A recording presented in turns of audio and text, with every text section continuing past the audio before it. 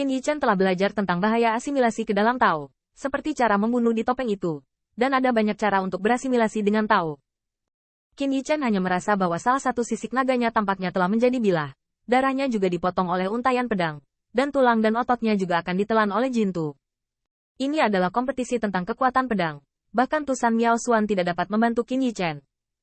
Qin Yichen hanya merasa sangat berat pada saat ini, dan bahkan ingatannya tampaknya telah sedikit dipotong oleh seuntai pisau, berubah menjadi seuntai energi yang diserap oleh Jintu.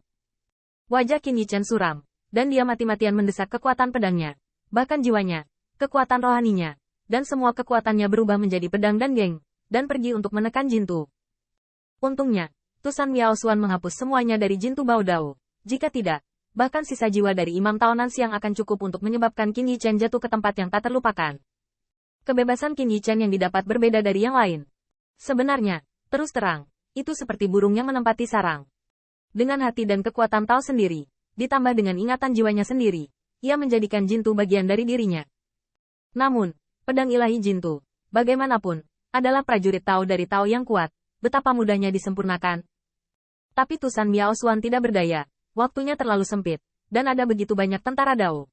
Tetapi satu-satunya kepastian Qin Yichen adalah Dao Dao. Bahkan jika dia meminimalkan semua risiko, Qin Yichen harus menanggung bahaya Dao. Tanda seru. Detak jantung di jantung berdetak liar, dan pertempuran tentang kekuatan pedang ini mengubah tubuh Qin Yichen menjadi medan perang. Dua kekuatan pedang terus berbenturan dan bertabrakan, dan Qin Yichen bahkan merasakan suara pedang di telinganya.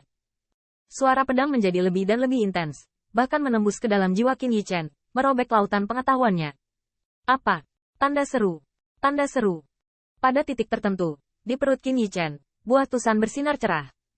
Ini adalah kesempatan yang disediakan Tusan Nujiao untuk Qin Yichen.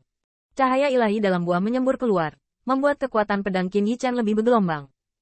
Meskipun buah ini tidak dapat membuat kekuatan pedang Qin Yichen lebih kuat, itu bisa membuatnya lebih teliti dan lebih kuat. Dalam sekejap, Qin Yichen hanya merasakan pemahaman batinnya, dan sisik naga di seluruh tubuhnya mekar. Meskipun setajam pisau, akan sulit untuk ditelan oleh Jintu. Perlahan-lahan, jiwanya, kekuatan ilahinya, terselubung di pedang emas. Dan kekuatan ilahi Qin Yichen dengan cepat disempurnakan dan murni dan tak bernoda, menghanyutkan tandanya, karena kekuatan ilahi bawaan diubah oleh kekuatan yang tulus. Om. Jintu Bao Dao dipelintir untuk sementara waktu, dan secara bertahap berubah menjadi penampilan yang menyerupai manusia. Qin Yichen terkejut. Pada saat ini, dia hanya merasa seolah-olah diri lain sedang dilahirkan. Namun, sosok manusia ini terus-menerus memutarbalikkan dan berubah. Ini persis gangguan kekuatan pedang. Selama periode ini, Qin Yichen tidak bisa membuat kesalahan. Kalau tidak, dia akan menyerahkan semua pencapaian sebelumnya. Kekuatan pedang sedikit terkondensasi, dan Qin Yichen juga telah menyadari keindahan dari kebodohan yang diperoleh. Di bawah konfrontasi seperti itu, kendali atas kekuatan pedang telah menjadi lebih canggih dan indah. Selain itu, buah yang dianugerahkan oleh nenek moyang perempuan juga sangat bermanfaat. Diperoleh dan bawaan, dua surga adalah satu, kemakmuran dan kerugian bersama, terkondensasi. Dengan ledakan keras, sosok yang ditransformasikan oleh Jintu tiba-tiba terkondensasi, bermanifestasi sebagai cahaya dan bayangan humanoid. Berdiri di depan Qin Yichen, cahaya dan bayangan tampak seperti cermin. Fitur wajah, anggota badan, tangan dan kaki berangsur-angsur menjadi nyata. Om. Dalam sekejap, pisau seluruh reruntuhan meledak ke langit, dan ada pisau samar yang tak terhitung jumlahnya bergema di langit dan bumi. Untungnya, tempat yang dicari Tusan Miao Xuan cukup rahasia. Jika tidak, penglihatan seperti itu akan menarikku seberapa besar kekuatan. Mata Tusan Miao Xuan melebar. Dia berhasil, tetapi dia benar-benar berhasil. Cahaya dan bayangan itu diubah oleh Jintu Bao Dao. Napas cahaya dan bayangan sangat melekat. Itu adalah kekuatan pedang yang murni dan berhati dingin. Saya melihat dewa bawaan Jintu berubah menjadi dewa dengan fitur wajah yang berbeda dan kastanya air. Omong-omong, wajah Qin Yichen termasuk jenis yang tampan. Itu hanya tahun-tahun pertempuran dan penempaan, yang lebih maskulin dan ganas. Tapi wajah cahaya dan bayangan bawaan ini seperti pedang yang diukir dengan pedang, dan bahkan lebih intens dan dingin daripada Qin Yichen. Di antara mereka, Qin Yichen mengarangnya, dan juga karena Jintu Bao Dao.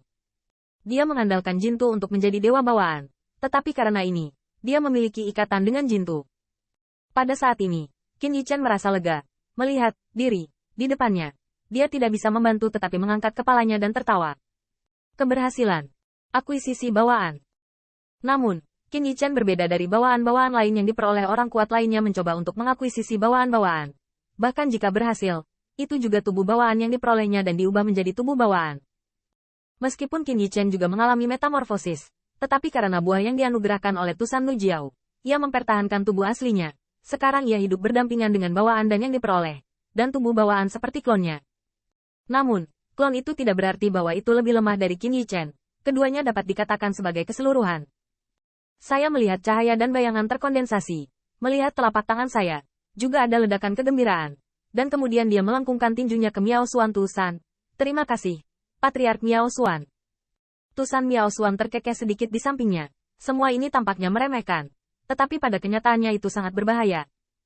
Tanpa mengandalkan buah-buahan yang diberikan secara pribadi oleh Chuan Xinlu dan leluhur perempuan, mustahil bagi Qin Yichen untuk melakukan ini. Dan bayangkan saja, di dunia ini, siapa yang dapat memiliki warisan Kaisar Suci Naga Langit, dan leluhur salah satu kaisar secara pribadi melimpahkan perlakuan mengerikan seperti itu.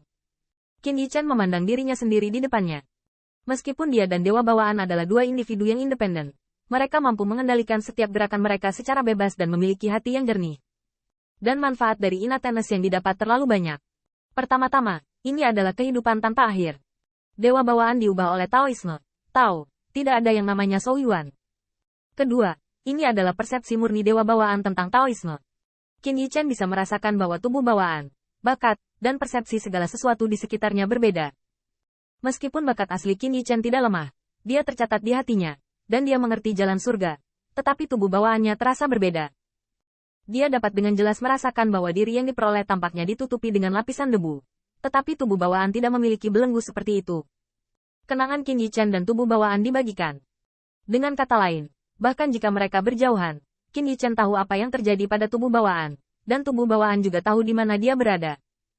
Tidak hanya itu, meskipun harta karun Qin Yichen, garis keturunan, dan banyak metode budidaya, seperti mata matahari, tubuh bawaan tidak dapat disingkirkan.